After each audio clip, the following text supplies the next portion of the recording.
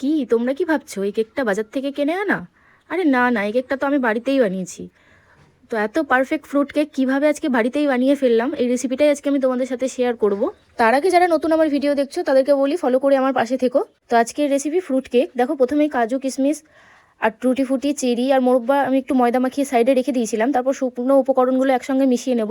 3 cup ময়দা, 2 packet গুঁড়ো দুধ, 1 চামচ বেকিং পাউডার, হাফ চামচ বেকিং সোডা, সমস্ত শুকনো উপকরণগুলোকে মিশিয়ে সাইডে রেখে দেবো। তারপর নিয়েছিলাম 1 কাপ মেল্টেড বাটার আর 1 কাপ গুঁড়ো চিনি। তারপরে 2 থেকে 3 মিনিট বিট করে নেওয়ার পর দিয়েছিলাম 1 কাপ মতো উষ্ণ গরম দুধ। দুধটা দিয়েও খুব সুন্দর 2 থেকে 3 মিনিট বিট করে নেওয়ার পর শুকনো উপকরণগুলো একটু একটু করে দিয়ে ভালো করে মিক্স করে নেবো।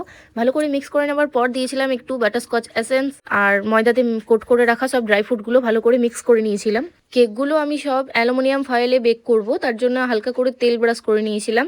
তারপর একটু একটু করে সব ব্যাটার দিয়ে উপর থেকে সুন্দর দেখাবার জন্য টুটি ফুটি চেরি আর কাজু, মোরব্বা আরও যা যা থাকবে তোমাদের কাছে ড্রাই ফ্রুট ওপরে একটু দিয়ে দেবে সুন্দর দেখাবার জন্য।